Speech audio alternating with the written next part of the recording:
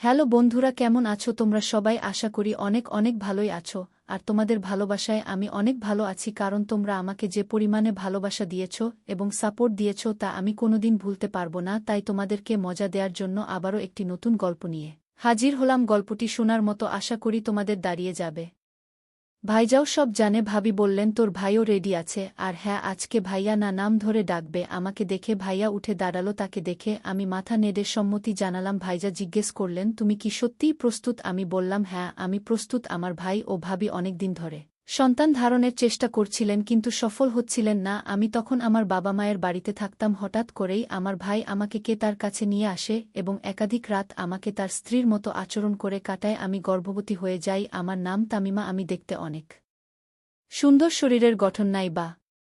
বললাম ছেলেরা আমাকে একবার দেখলে চোখ ফেরাতে চায় না। মনে হতো তারা আমাকে কিছু বলতে চায় কিন্তু তাদের সাহস হয় নাই কখনো। আমার গল্পগুলো তোমরা শুনো কিন্তু সাবস্ক্রাইব করো না দয়া করে। গল্পগুলো ভালো লাগলে ভিডিওটি লাইক, শেয়ার এবং চ্যানেলটি সাবস্ক্রাইব করো প্লিজ। আমার বিয়ে 1 বছরও টিকেনি এবং সেই দুর্বলতার সুযোগ নিয়ে আমার মায়ের বাড়িতে থাকা আমার জন্য কষ্টের হয়ে উঠেছিল। আমার মা বাবা ও ভাইয়ের ঠাট্টা বিদ্রূপ দিন দিন বেড়ে যাচ্ছিল। তারা মনে করত যে আমি বাড়িতে থাকলে আমার ভাই আবার বিয়ে করতে পারবে না। আমার অসহযোগিতার কারণে আমি তাদের কথা শুনতাম, কারণ আমি আমার ইচ্ছামত প্রেমে করে বিয়ে করেছিলাম যা 1 বছরও টিকেনি। আমার মামাতো ভাই জানত যে তার চাচা ও খালা কতটা নিষ্ঠুর স্বভাবের। সে আমাকে বলল আপু তুমি আমাদের বাসায় এসো, এখানে তুমি শান্তি পাবে। আমার জীবন অনেক চেষ্টার পরেও স্বাভাবিক রাখতে পারিনি, কারণ তার পরিবারের সদস্যরা আমার সম্পর্কে ভুল ধারণা পোষণ করেছিল। আমি 2-6 বছর বয়সে বিয়ে করেছিলাম এবং 2-7 বছর বয়সে ডিভোর্স পেয়েছিলাম। সেই দিনগুলোর কথা বারবার মনে করতে চাইতাম না। তাই যখন সুনীল ভাইজা আমাকে তার বাড়িতে আসার জন্য আমন্ত্রণ জানালো,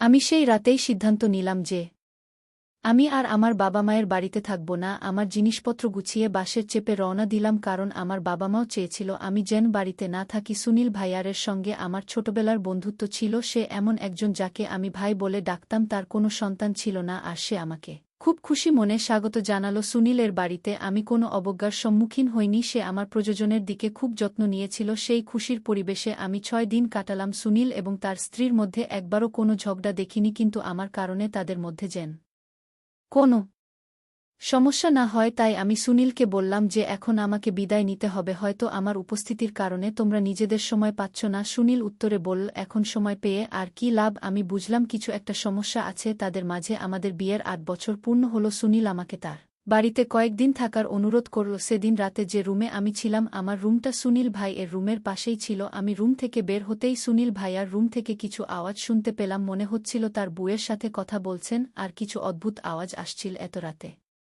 এসব কথা ও আওয়াজ শুনে হঠাৎ আমার স্বামীর কথা মনে পড়ে গেল। রুমে ফিরে এসে কানে তুলো দিয়ে শুয়ে পড়লাম যাতে কোনো আওয়াজ না শুনতে পাই এবং চোখের সামনে কোনো অপ্রিয় দৃশ্য না আসে। পরের দিন ভাবির বাড়িতে শ্বশুর ও খালা আলাপ করছিলেন। খালা বললেন প্রিয়া তুমি আর আমি কবে শুকব শুনতে পারব? খালার প্রশ্ন শুনে প্রিয়ার মুখ ভেঙে গেল। সুনীল ভাইজা বলল আমাদের ফ্যামিলি প্ল্যানিং আছে কিন্তু এখনও ভাবিনি। প্রিয়া ভাবি ওখান থেকে চলে যেতেই খালা মুখ গোমরা করে নিজের রুমে চলে গেলেন। আমি বুঝতে পারলাম না কেন প্রিয়া ভাবি এত মন খারাপ করেছে। তাই আমি ওর রুমে গেলাম। তাকে কাঁদতে দেখে বললাম প্রিয়া তুই কাঁদছিস তোর খালার এই প্রশ্নে? সুনীল ভাই তো তাদের বলেছে যে তোমাদের ফ্যামিলি প্ল্যানিং আছে এবং তোমরা সবাই তা মেনে চলছো, এতে খারাপ লাগার বা কান্নাকাটি করার কিছু নেই। তুমি এখন শহরে থাকো, তোমার চিন্তাচেতনা অনেক উন্নত।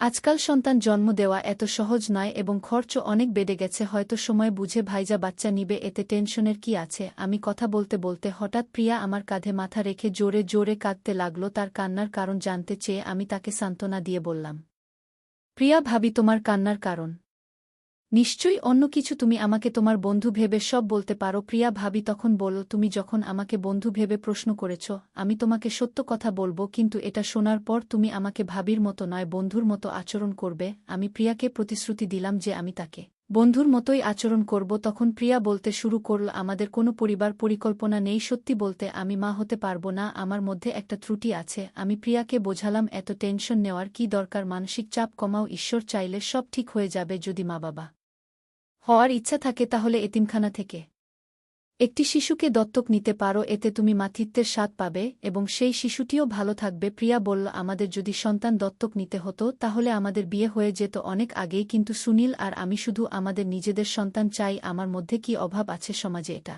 জানাজানি হলে আমার বদনাম হবে, আর এটাই আমরা চাই না। সুনীলের কথা শুনে আমি বললাম, তোমার চেষ্টা ছেড়ে দিও না, একদিন তুমি অবশ্যই মা হবে। সেদিন সন্ধ্যায় ভাইয়া ও প্রিয়া ভাবি আমাকে তার সাথে একটা পার্টিতে নিয়ে যাওয়ার কথা বলল। আমি প্রথমে যেতে রাজি ছিলাম না, কারণ আমি ঘরে একা থাকতে চেয়েছিলাম, কিন্তু প্রিয়া ভাবি আমাকে এত বকাচকা করল যে শেষমেশ আমি রেডি হয়ে ওর সাথে যেতে রাজি হলাম। আমি যখন রেডি হয়ে রুম থেকে বের হলাম, ভাইজা আমার প্রশংসা করে বলল, অনেক দিন পর তোমাকে রেডি দেখছি, তোমাকে অনেক সুন্দর লাগছে। তার কথা শুনে আমি একটু লজ্জা পেলাম। পার্টিতে পৌঁছার পর সবাই জানতে চাইল আমি কখন আসলাম। প্রিয়া ভাবি চুপচাপ মাথা নাড়ল। বাড়িতে ফিরে আমি রুমে গিয়ে জামাকাপড় বদলে রান্নাঘরে পানি খেতে গেলাম, তখন ভাই ও প্রিয়া ভাবি ঝগড়ার আওয়াজ ভেসে আসলো। ভাবি বাচ্চা না হওয়ার কারণে হতাশায় কাঁদছিলেন। আমি প্রিয়াকে বললাম, এই বিষয়টা আমি আগে বুঝিয়েছি, বারবার একই কথা বলা ঠিক না, এবং সেখান থেকে চলে এলাম। রান্নাঘর থেকে পানি নিয়ে সোজা রুমে এসে বই পড়তে বসলাম। কিছুক্ষণ পর প্রিয়া ভাবি আমার রুমে এসে অদ্ভুত দৃষ্টিতে তাকালেন। আমি বললাম, ভাবি কিছু বলতে চান? তিনি এসে আমার পাশে বসলেন। 2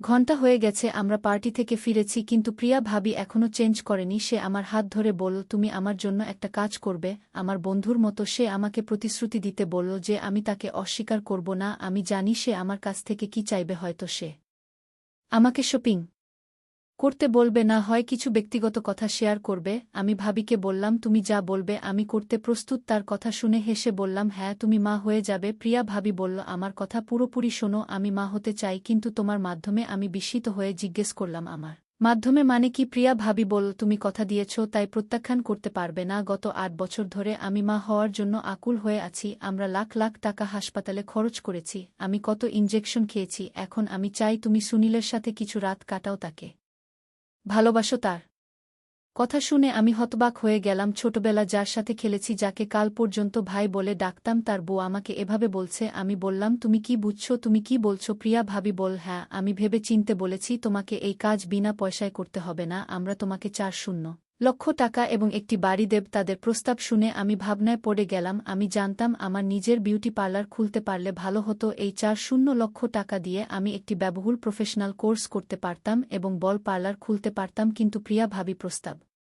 শুনে আমি বললাম, এসব কি বলছো তুমি? ভাইজাও সব জানে। ভাবি বললেন, তোর ভাইও রেডি আছে। আর হ্যাঁ, আজকে ভাইজা না, সুনীল বলে ডাকবে। আমাকে দেখে ভাইয়া উঠে দাঁড়ালো। তাকে দেখে আমি মাথা নেড়ে সম্মতি জানালাম। ভাইজা জিজ্ঞেস করলেন, তুমি কি সত্যিই প্রস্তুত? আমি বললাম, হ্যাঁ। তখন প্রিয়া ভাবি বলল, এখন থেকে ভাই না বলে ডাকবে। তারা সন্তান চেয়েছিল, আর প্রিয়া ভাবি মা হতে অনেক কষ্ট সহ্য করেছিল। আমার বয়স মাত্র 2-7 বছর। আমি জানতাম না ভবিষ্যতে বিয়ে করব কিনা, বা কেউ আমাকে তার মনের জায়গা দিবে কিনা। সুনীল আমার মামাতো ভাই, তাই ছোটবেলা থেকেই বিয়ে করতে পারিনি। কিন্তু সব ভুলে আমি কাজ আর ন্যায্য পাওনা নিতে যাচ্ছিলাম, যাতে ভবিষ্যতে আর কারো সাহায্য নিতে না হয়। আমি 2 সিদ্ধান্ত নিয়েছিলাম। হঠাৎ বোনের গলা শোনা গেল, আমরা এখনই পার্টি থেকে ফিরেছি, তুমিও ক্লান্ত, আজ বিশ্রাম নাও, কাল থেকে শুরু হবে। আমি মাথা নেড়ে রুমে চলে গেলাম। রাতের খাবার খেয়ে পরের দিন আসলো। কিছুক্ষণ পর প্রিয়া ভাবি এসে বললেন, সুনীল কখনো অন্য মেয়ের দিকে তাকায় না, কিন্তু এখন সে যা করবে আমাদের জন্য করবে। তার হাতে একটা নাইট গাউন ছিল, যা অনেক সুন্দর আর আকর্ষণীয় ছিল। তিনি বললেন, তুমি এই পোশাক পরে সুনীলের রুমে যাও, সে তোমার দিকে আকৃষ্ট হবে। প্রিয়া ভাবি বললেন, মনে রেখো, এটা শুধু একটা চুক্তি, অন্য কোনো ভাবনা আনবে না। মনে মনে এই চুক্তি মনে রেখে আমি সুনীলের রুমে গেলাম, শুধু আমার ভবিষ্যতের কথা ভেবে। মাথা নেড়ে সুনীল ভাই এর ঘরে চলে গেলাম। সুনীল ভাই রুমে কোথাও দেখা যাচ্ছিল না। প্রিয়া ভাবি তাকে তার রুমে ডাকল। সে তখন বাথরুমে ছিল। প্রিয়া ভাবি বলল, তাতিমা রুমে এসেছে। সুনীল বলল, আমি ফ্রেশ হয়ে আসছি। প্রিয়া ভাবি বুঝতে পেরে বেরিয়ে গেল। আমি রুমের আলো নিভিয়ে দিলাম। সুনীল ভাইজা বাথরুম থেকে বেরিয়ে এসে আমার পাশে বসল। আমরা কেউই কিছু বলছিলাম না। হঠাৎ সুনীল ভাইজা আমার ঘাড়ে হাত রাখল। আমি মনে করলাম এটা আমার ভবিষ্যতের জন্য একটা চুক্তি, আমাকে এটা করতে হবে। আর আমি এক দম্পতিকে বাবা-মা হওয়ার সাহায্য করছিলাম। মাত্র সুনীলের সাথে কাটানো রাতে পর আমি গর্ভাবস্থার উপসর্গ অনুভব করলাম। এখন আমি নিজেই ঘর অন্ধকার করে দিতাম। সুনীলও তাই চেয়েছিল। 1 মাস পর আমি মসলাদার খাবার খেতে লাগলাম। সুনীল আমাকে তার এক বন্ধুর চেকআপে নিয়ে গেল। অন্তঃসত্ত্বা হওয়ার খবর শুনে সুনীল ও প্রিয়া ভাবি মুখে খুশি দেখে আমিও খুশি হলাম। সুনীল আমার প্রতি অনেক বেশি যত্নশীল হয়ে উঠল। সুনীল ঋতুই উধাও হয়ে যেত, যদিও সে তার স্ত্রীর সন্তান হওয়ার অজুহাত দেখাত। গ্রামের কিছু মহিলা তার বুকে বন্ধ বলে ডাকতে শুরু করেছিল। আমি তাকে সাহায্য করতে চেয়েছিলাম। সুনীল অনেক আত্মীয়-স্বজন এড়িয়ে চলত। অফিসে যাওয়ার সময় তাকে এড়িয়ে যেত এবং ঘরে তালা দেখে ফিরে যেত, যাতে প্রিয়া ভাবির পেট দেখা না যায় এবং কারও প্রশ্নের সম্মুখীন না হতে হয়। প্রিয়া ভাবি বাইরে যেতে হলে অনলাইনে একটি নকল পেট অর্ডার করেছিলেন যা তাকে গর্ভবতী দেখাতো। আমি বাবা-মাকে জানিয়েছিলাম যে আমি শহরে কাজ করছি এবং তার বাড়িতে ফেরা আমার পক্ষে সম্ভব নয়। প্রথম 4 মাস ধীরে ধীরে চলে গেল, তারপর পঞ্চম মাসেও পেট দেখা দিতে শুরু করল। সুনীল এবং প্রিয়া ভাবি আমাকে তাদের বাড়িতে থাকার জায়গা দিয়েছিলেন, সব ধরনের সুবিধা দিচ্ছিলেন। হঠাৎ করেই সুনীল আমার পেটে হাত রাখে, সন্তানকে অনুভব করতে চায়, তাই আমি কিছু বলিনি। গর্ভাবস্থার কারণে কখনো কখনো রাতে ঘুমাতে পারতাম না। হঠাৎ করে সুনীল আমার খুব কাছে চলে আসত এবং অনুচিত কাজের চেষ্টা করত। আমি প্রিয়া ভাবিকে জানালে তিনি বললেন, কোনো ফালতু কাজ করো না। সুনীল প্রতিদিন আমার সাথে ঘুমায়, সে আমাদের বাচ্চার জন্য চিন্তিত। সে আমার কথা বিশ্বাস করিনি। সুনীল আমার কাছে রোজ গল্পটা কেমন লাগলো জানাতে ভুলবে না। আরও মজার মজার রোমান্টিক গল্প শুনতে চাইলে ভিডিওটি লাইক, শেয়ার এবং চ্যানেলটি সাবস্ক্রাইব করতে এবং বেল আইকনটি ক্লিক করতে ভুলবে না। ধন্যবাদ।